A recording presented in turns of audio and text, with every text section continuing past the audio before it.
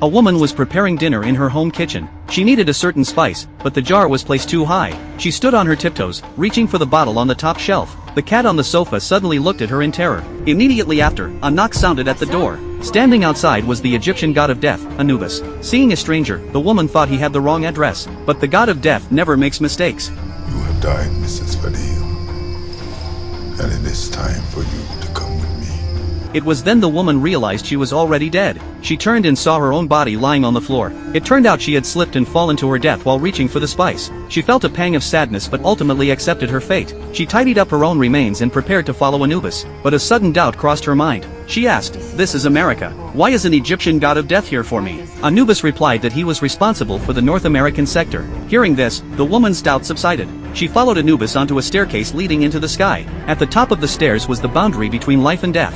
Anubis took out a feather and placed it on the scales of judgment. Then, he reached into the woman's chest and removed her heart. He placed the heart on the other side of the scales, weighing it against the feather. If her heart was lighter than the feather, her soul would ascend to heaven. If her heart was heavier than the feather, her soul would fall into hell.